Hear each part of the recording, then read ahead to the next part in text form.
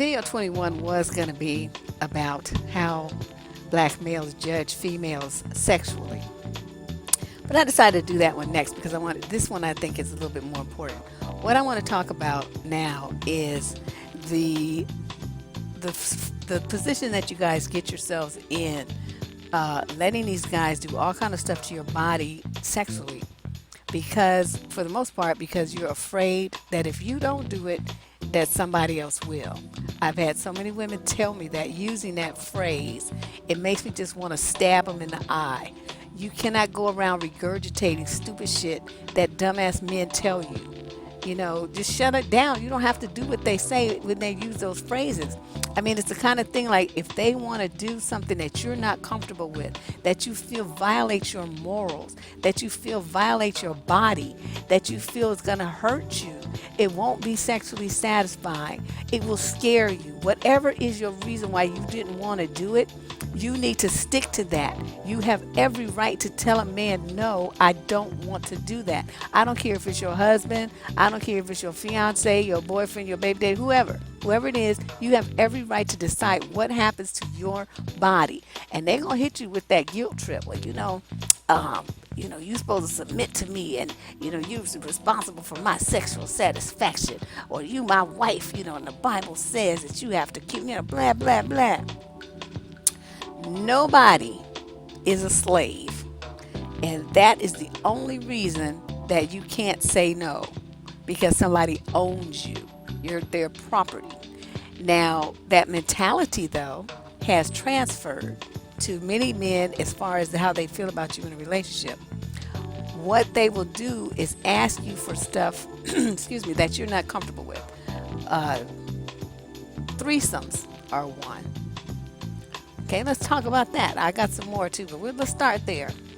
So you dating this dude, right? Your husband or somebody, they come up to you one day and they say, babe, what do you think about us having a threesome? Now, most women are kind of like, what? So I'm not good enough, or you don't like sex with me anymore? I mean, they start having all these questions, right? All these doubts, all these worries about what this means and the threat that it poses to their relationship. When that happens, what you're supposed to do is sit him down and say, what the fuck are you talking about? You ain't fucking bringing no bitch up in my bed, and we ain't bringing no niggas either. So I don't know what the fuck you dreaming about, nigga, but you need to change that up real quick, because we ain't having it, not in this relationship. Now, if that's something you want to do, I'm not telling you you can't do it. I'm just saying you can't do it and stay in a said relationship with me, because that ain't flying over here. And then you get up and you walk away.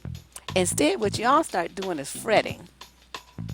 Oh my God, oh, what does he want this to do this for? And I thought everything was satisfying. I thought our relationship was great. I wonder who he wants to do it with. He must have somebody in mind. He's probably already been cheating. And you just go just like zoom around the world with all these worries and concerns and all these questions about what it all means. It don't mean shit. It just means a nigga just trying to live out some retarded teenage boy fantasy or reenact some porno he saw somewhere.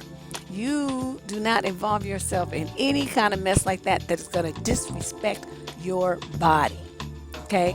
Now, because what he's doing, I mean, I don't know any man who truly loves and respects his woman who he can't even imagine anybody else touching her.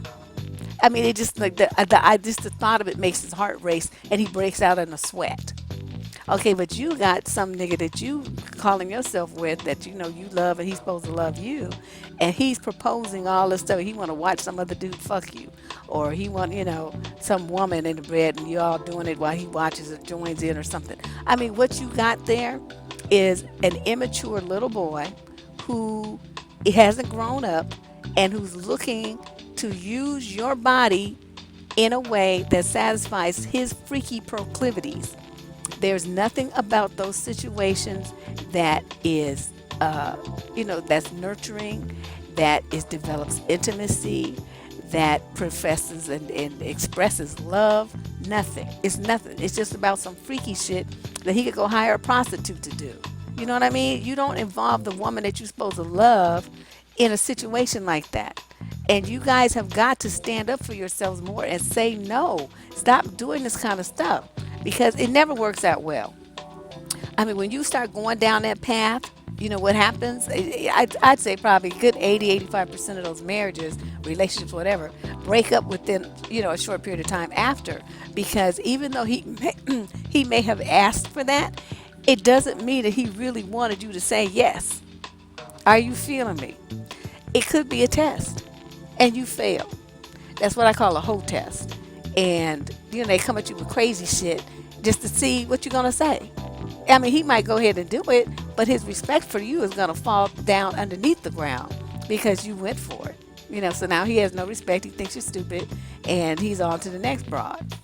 Um, Also, if you look at it from, this was one of his little freaky ideas he had in his head, right? Do you think that that was the only one? Don't you understand that once you give in to one of these little freaky ideas, that he's gonna up the ante? Because now he can't be excited by that fantasy anymore because that fantasy has come to life. So now he needs a new fantasy, and it's always more than the previous one. So maybe he had one person in the bed. Now he wants two. Now he want to go to an orgy. Now he wants to have a train run on you while he videotapes it. Well, I mean, it's never ending. So you guys have to be very careful once you start down that slippery slope of freaky shit that destroys the balance of intimacy in a relationship that's supposed to be meant for two people. You are on a slippery slope to hell. That's what that's going. um and then, like I said, it just never, your relationship would just never be the same. I've never seen it work. I've never, ever, ever seen the couple really thrive and survive. Usually what happens is the guy, he gets all that freak stuff out with you, and then he goes on to the next woman who won't do anything with him but the missionary position. And and then he sits there and he's happy. So you guys keep that in mind, all right? Another thing that we need to talk about is this new well, I guess it's not that new now. This new focus that men have on anal sex. I do not understand that. That orifice is made for things to come out, not to go in. It's not made for sex. It doesn't have any kind of the structure like a vagina has to lubricate, to stretch, to, have muscular contractions and all of it. It doesn't have any of those things. It's for excrement to leave your body. So what happens when these women are having all this anal sex? Well, sometimes it's, hemorrhoids. You'll see something, sticking out your butt. You wonder what that is. You push it in, and then, next thing you know, you need preparation H or something. What also happens is, there's it's not really so much muscles in that area like it is in the vagina. There's more like ligaments, and a few muscles. Ligaments can be stretched very easily. And like if you stretch one in your knee or fingers and stuff like that, you can feel, I mean, it just takes forever to heal. Sometimes you need surgical repair. And that is what happens when your butt gets stretched out. There's so many young women under the age of 25 getting rectal surgery these days. It's not even funny. How do I know that? I have a friend whose brother is a surgeon, and he just talks about the amazing numbers. And you figure that's one city and one doctor, and then multiply that across the country, and see all these young women coming in to get their butt repaired because they've been letting some dude jig them up the ass. That is not what you're supposed to be doing with your body. Don't you think? I mean, if you look at it from the back side, you look just like a dude in the back. When the dark with booty is booty. I mean, you can't really tell the difference if it's male or female. And then don't think about the hair part, because these dudes these days are waxing and shaving all the hair off. So their butt is just as smooth as yours. And you also have a statistically higher chance of contracting HIV from anal sex. There's been several studies that I've read where they talk about the percentage of women who have unprotected anal sex, and it's like 75% will have anal sex without a condom. And I'm like, what the hell is your guy's problem? What is that about? And, not only that, but then we talk about, the micro tears that you can experience in those delicate little tissues there. That's those allow fecal matter to go into and bacteria into your bloodstream. So you can end up with a massive internal infection from having anal sex, as well as HIV, as well as a prolapsed rectum, as well as hemorrhoids, and um, you know, as well as HIV. So I don't know, did I say that already? But I read something that said that the risk of exposure to HIV from anal sex is 30 times greater than vaginal sex. All in all, I see no reason why any woman would subject her body to that. Your concern about providing him with pleasure is one that you really don't need to have unless he's going to have sex in a way that is comfortable for you. The risks of anal sex are far too high for the benefits. The benefits for women are extremely low. I know some of y'all gonna be like, but you so old fashioned. That it feels good. I like to do it. Oh, do like I said, do your thing. But my role here is to make you aware of how stupid some of your decisions are. So I'm not telling you that you can't do it. I'm not your mother. But what I am going to tell you is that's a stupid thing to do, because the long-term repercussions for these little acts of whatever, I don't know what the words I wanted to use slipped my mind. But you want to sit there and be all belligerent about it, and just try to justify your choice. That's fine, you can do that. But I'm just here to point out the risk. I mean, it's older women, yes, they will get those things after having a bunch of kids. There's a lot of pressure on that area from the childbirth. There are some women who, because of childbirth issues, will have a prolapsed rectum and require some surgery. But those people are in the minorities. The majority, especially the 25 and under group, is because of anal sex. So you guys be careful with that. Then we want to talk about fetishes. Fetishes in black men is the same thing. They're using you to meet a sexual desire. It has nothing to do with them being attracted to you. It has nothing to do with them expressing love for you. It has nothing to do with romance. It has nothing to do with love. Nothing. It's all about him getting a nut and using your body to do it.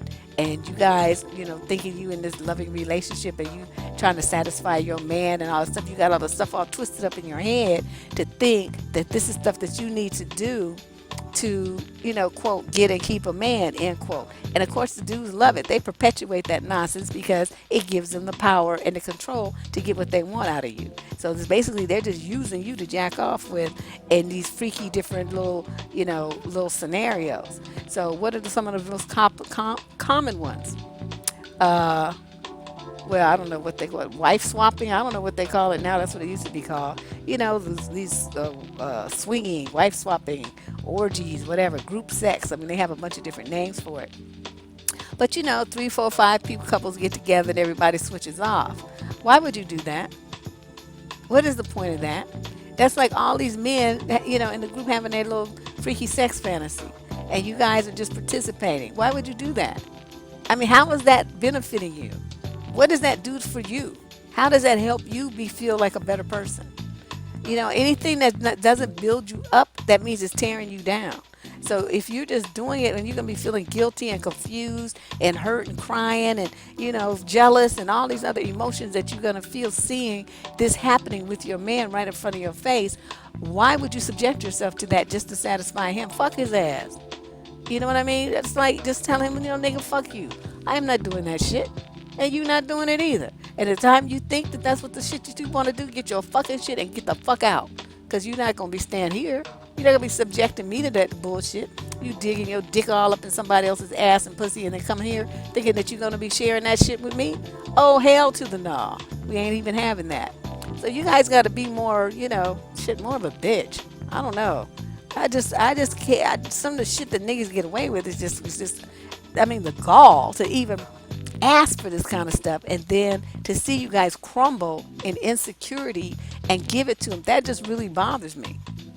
Another thing that they like to do, and see, all of these things are just, that they degrade you, they diminish you, they objectify you. And it's like at the end of it, I don't know any woman who has participated in any of these things who feels better about her relationship, who feels closer to her man. After she's done, they feel there's like confusion. Like, why did he want to do that to me? And what does this mean? And uh, where did he get this idea? And what has going to happen now? I mean, it's like all these things going through your head, and it's not pleasant. It's not pleasurable. Another one they like to do is, they call it water sports, but really basically what it is pee on you. They want to pee on you. How nasty and disgusting is that? I mean, really? Again, with the waste product. So all this focus on waste areas of the body that, excrete waste. So I'm like, what does that mean? If you're the waste receptacle, you're the receptacle of the waste that he's giving. What I mean, wrap your mind around this, lady. You got to think more. Okay, and so I don't see where that shows any love. Walking around smelling pissy. I mean, even when my daughter was a baby, we had to change the diaper. I was not fond of that smell or the look, none of it. So I just can't imagine why somebody would think that that's something they should do, and that's going to make them sexually excited. If that kind of shit makes you sexually excited, you're a fucking freak, and I want no parts of you. Get away from me. Get away. Another thing that I think you guys have to really kind of put into focus is, you know about S&M, right? Bondage and submission, sadomasochism, and okay. But anyway, these guys I think are the sadists because they enjoy inflicting pain. They enjoy hurting you mentally and physically. So from biting, there's people do it like this. They like to do spanking. They like to choke people. Choke you out. Um, and then they'll say vile things, and then also the anal sex. So all of those things can cause some extreme pain, and if not physical pain, then mental and emotional pain. It's the same thing. He's still a sadist, and if you stick around and take it, then that means you're the masochist because you are attracted to experiencing psychological and physical pain. I mean, there are clubs where people actually do that kind of thing. They join up and the sadists hook up with the masochists. I mean, whatever. Folks are grown. But I'm saying that in this situation like this, we're talking about one-on-one relationships, dating situations. It doesn't seem like that's what the sisters are really signing on for, but that's what they're getting. You know. Um, I don't know. A lot of people do this bondage, light bondage. They tie each other up with scarves or, what you call them, handcuffs and all that kind of stuff. I don't know if that's your thing. Feel free, but that again is not really unless it's too tight, cutting off circulation, or you're tied to the bed for days or something, or beaten while you're tied down. That is more playful, and that's not what I'm talking about. So those are the kind of points that I kind of wanted to touch on.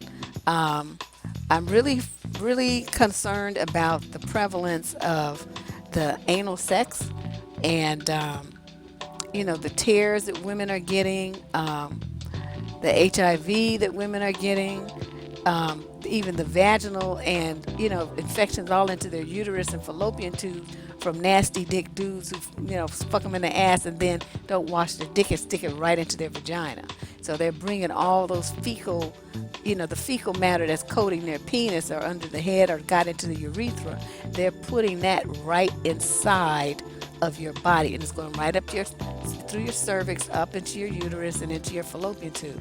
So a lot of young ladies, they get pelvic inflammatory disease into scar tissue, and they can't have babies. So into the future. So there's something to be aware of, and it really is. We used to always think of it as being a gay thing, but I'm still not sure that that's not at least part of what's going on with some of these guys. You know what I mean? They just haven't admitted it to themselves yet.